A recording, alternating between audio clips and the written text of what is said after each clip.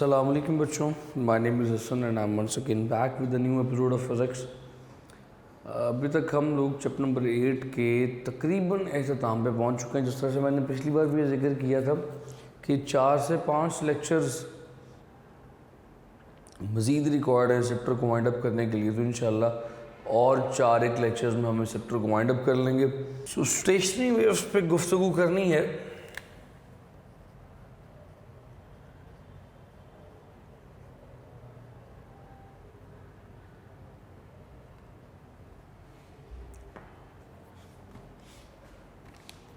Stationery waves पे जो पहली बात आपसे छेड़ी थी वो ये थी कि ये वेव्स ऐसा लगता है जैसे रुकी हुई हैं। क्यों रुकी हुई? क्योंकि दो वेव्स ऑपोजिट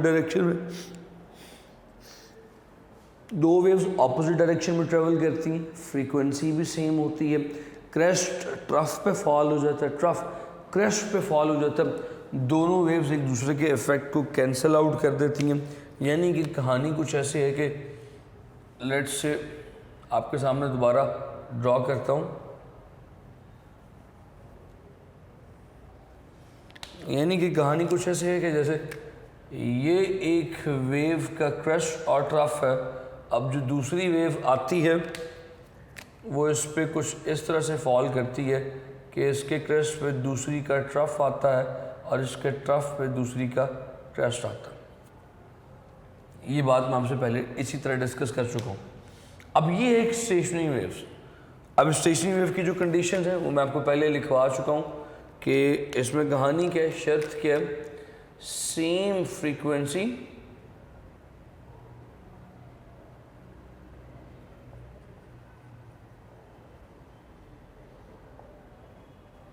और डायरेक्शन जो है वो ऑपोजिट है।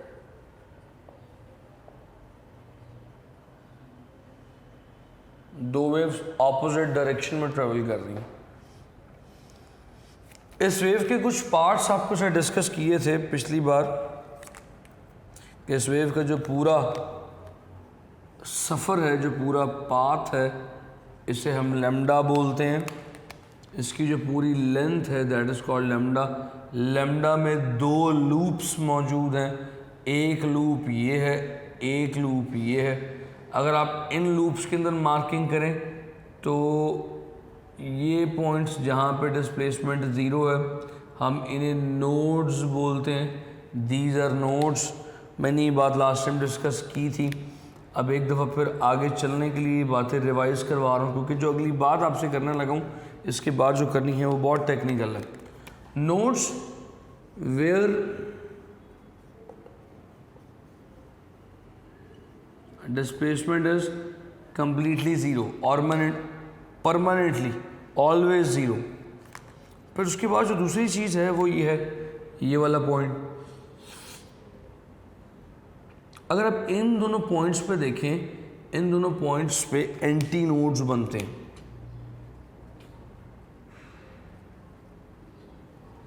एंटी नोड्स क्या हैं उन्हें भी देख लें।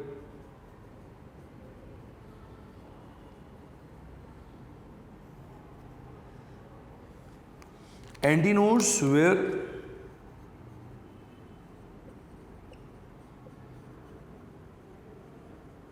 displacement is always maximum, permanently maximum, उन्हें एंटीनोड्स कहते हैं। सारे MCQs के पॉइंट्स आज आपके साथ शेयर कर रहा हूँ।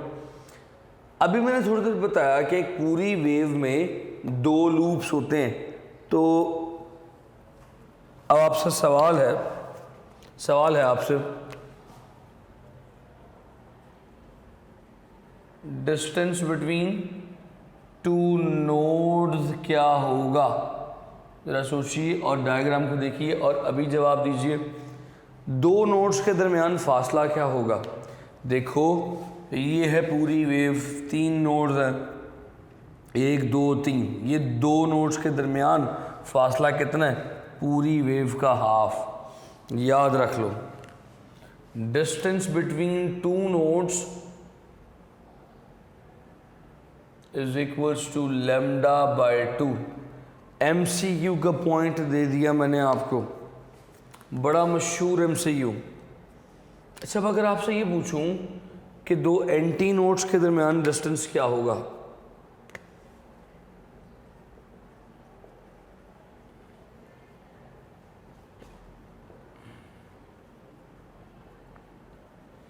अगर मेरे पास दो एंटी नोड्स हों उनके दरमियान फासला क्या होगा? देखिए, आइए, एक ही एंटी नोड है और एक ही एंटी नोड है। असल में आपने जो चीज़ याद रखनी है वो ये है, एक पूरी वेव में दो लूप्स हैं। एक लूप का मतलब हाफ वेव। इन दो लूप्स में से आधा लूप यहाँ से बाहर है, आधा लूप यहाँ से बाहर है। तो सेंटर में कितने लूप्स हैं? एक। दो में से आधा इधर गया, आधा इधर गया, यानी दो में से एक बाहर हो गया, तो सेंटर में एक ही लूप है। एक लूप बोले तो लैम्डा बाय 2, याद रख लो। So by distance between two anti nodes, दो anti nodes, two anti nodes के दरमियान भी जो फासला है वो लैम्डा बाय 2 है। एक और एमसीक्यू आपको मिल गया। अच्छा, आप कहानी थोड़ी सी बदलते हैं। Distance between node and anti node, ये क्या होगा? एक नोड और एंटी नोड के दरमियान फासला क्या कहलाएगा? देखिए, ये है नोड और ये है एंटी नोड, सॉरी ये है एंटी नोड, नोड और एंटी नोड। एक लूप का भी half, one loop was lambda by 2, उसका भी हाफ ले लिया, लैम्डा बाय 2 का भी हाफ इज लैम्डा बाय 4। सो याद रखिएगा,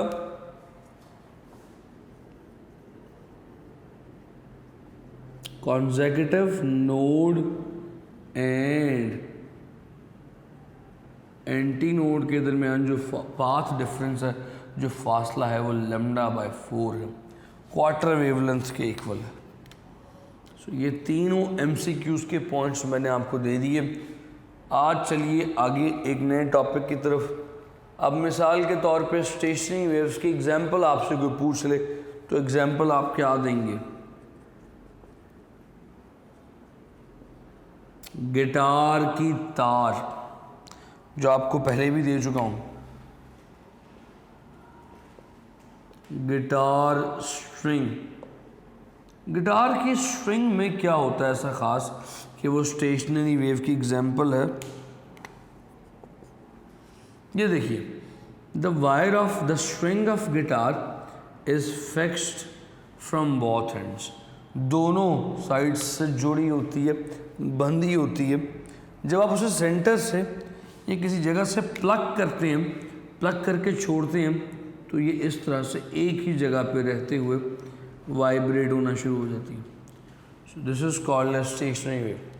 यानी stationary waves in a stretch string, खिंचे हुए धागे में जो स्टेशनरी वेव्स प्रोड्यूस होनी है, अब हम उसे स्टडी करेंगे। सो जो अगला टॉपिक भी कुछ ऐसे ही है।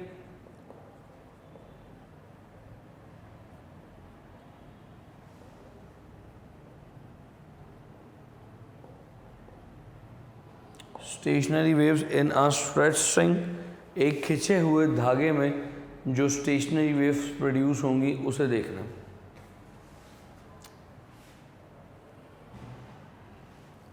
देखिए, यही धागा जो मैंने भी आपके सामने ड्रॉ किया, जब इसे सेंटर से खींच के छोड़ूंगा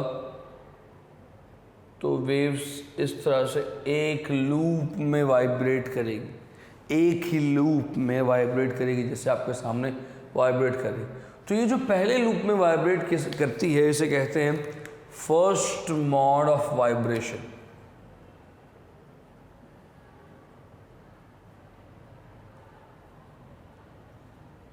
इस वेव का एक सिंगल लूप में वाइब्रेट करना कहलाता है first mod of vibration. Mod, इसके बहुत सारे मॉड्स हैं, first mod, second mod, third mod and so on. मान लीजिए कि इस वेव जो स्ट्रिंग में प्रोड्यूस हो रही है, उस स्ट्रिंग की लंबाई है L। बस तवज्जो चाहता हूँ बच्चों, अगर आप मुझे ये बता दें इस L लेंथ में कितनी वेव्स प्रोड्यूस हो रही हैं, ये पूरी लेंथ L है और एक लूप प्रोड्यूस हो रहा है। एक loop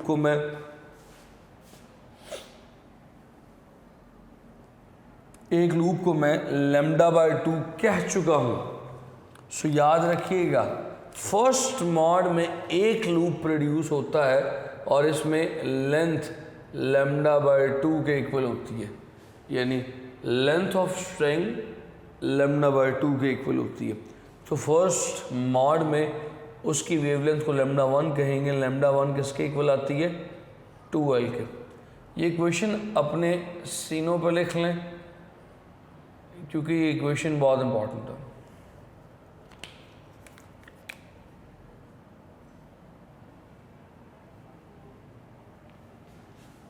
λ1 is equals to 2L। ये पहले मॉड की वेवलेंथ है। इस मॉड में फ्रीक्वेंसी फाइंड आउट करने के लिए वेलोसिटी भी चाहिए, क्योंकि v is equals to F lambda. Velocity क्या होगी वो ज़रा देखिए बच्चों। याद रहे कि किसी भी स्ट्रिंग में जो वेलोसिटी होती है वो दो चीज़ों के डायरेक्टली प्रोपोर्शनल है। गिटार में दो चीज़ें चेंज करने से फ्रीक्वेंसी चेंज हो जाती है।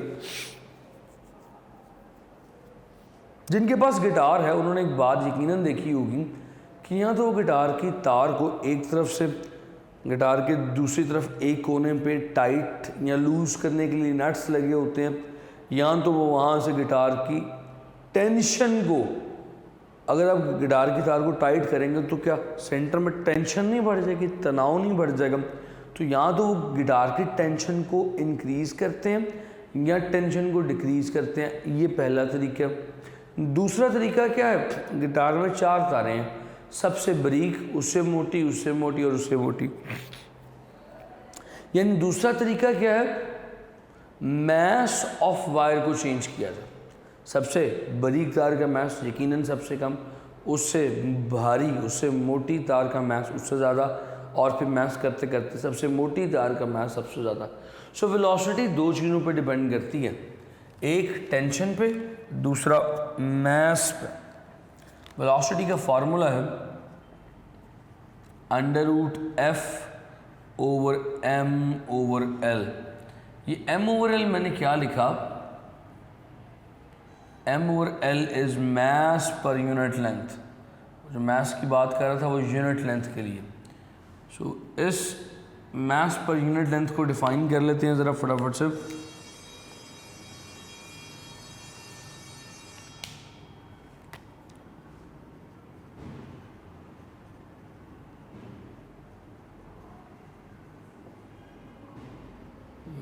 mass per unit length of wire। अब क्योंकि कह रहा हूँ mass per unit length, तो length must be taken as 1। Unit length है, L is unit, इसका मैग्नीट्यूड यूनिट है, यूनिट बोले तो 1।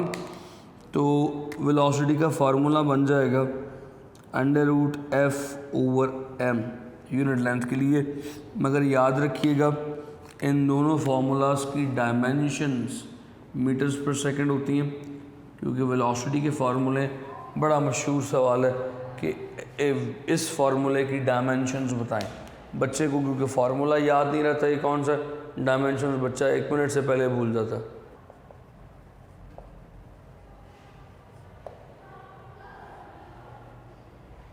फ्रीक्वेंसी क्या होती है? V is equals to F lambda. Formula है आपके पास। कौन सा मॉड है? फर्स्ट मॉड है। फ्रीक्वेंसी क्या आएगी? F is equals to V/λ। अब मॉड कौन सा है? फर्स्ट। तो ये फर्स्ट मॉड की फ्रीक्वेंसी है। फर्स्ट मॉड की वेवलेंथ पुट करूँगा। देखिए फार्मूला क्या बनता है?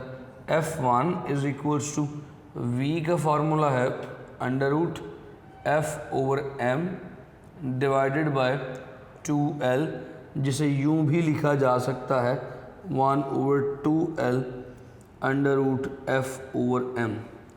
क्योंकि ये पहले मॉड की फ्रीक्वेंसी है, इसलिए इस फ्रीक्वेंसी के चंद एक नाम भी हैं, वो भी आपसे ज़रा शेयर करता चलूँ।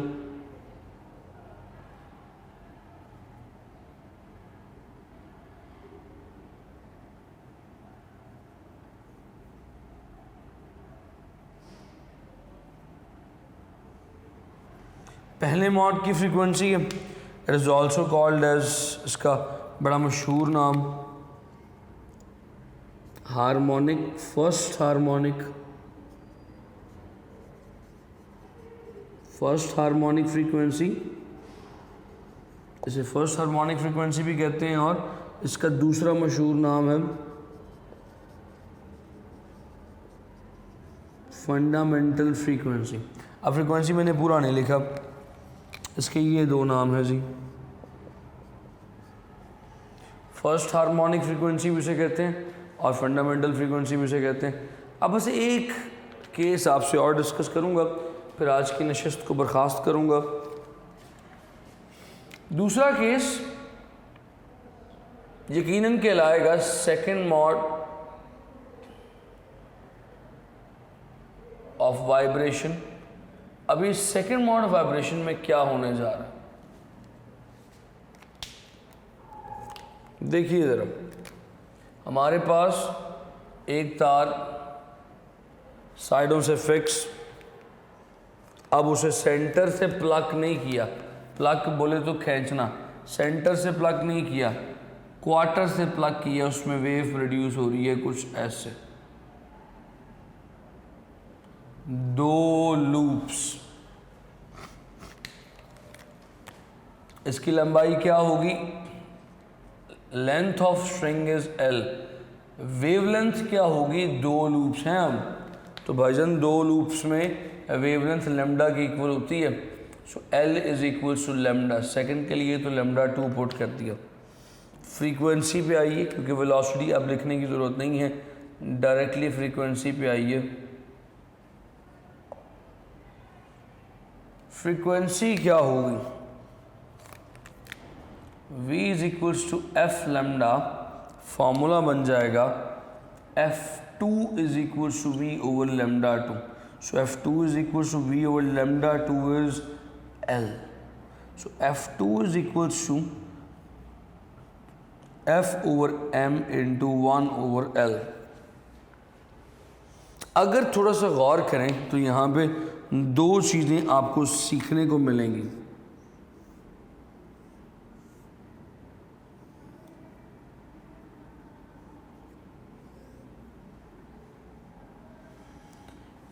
ये क्योंकि सेकंड मॉड की फ्रीक्वेंसी है, लिहाजा इसे कहेंगे सेकंड हार्मोनिक फ्रीक्वेंसी। अगर गौर करें, ये है F1, ये है F2। F2 को क्या ये लिखा जा सकता है 2F1? बड़ी अहम बात, जो इस बात से इनकार करते हैं बच्चे उनके लिए। F2 क्या है, ये F1 क्या है, ये F1 की वैल्यू को 2 से मल्टीप्लाई करें। F1 की वैल्यू लिख रहा हूँ 1/2L into under root F over M। इसको ज़रा 2 से मल्टीप्लाई करें, देखें क्या आता है। 2 से कैंसिल हो गया, 1/L under root F over M, isn't it F2। तो यानी साबित हो गया सेकंड हार्मोनिक की फ्रीक्वेंसी पहले से डबल होती है। इसी तरह अगर इसमें 3 लूप्स बनने शुरू हो जाए थर्ड हार्मोनिक के लिए, थर्ड मॉड ऑफ वाइब्रेशन के लिए,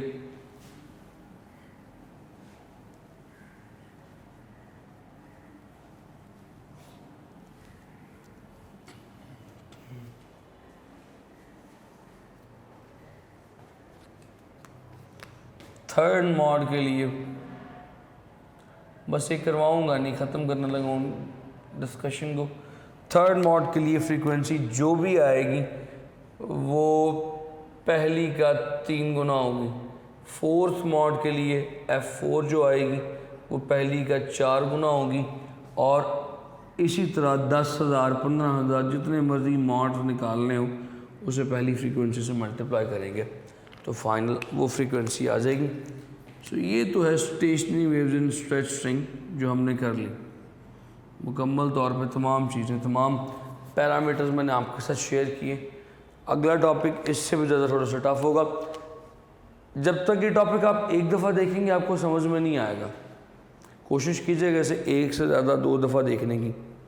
ताकि आपको ये समझ आ सके, आपके जहनों तक जा सके। तो यहाँ पे मुझे इजाज़त दें आज। Thank you so much. Take a good care of yourselves. अल्लाह हाफ़िज़।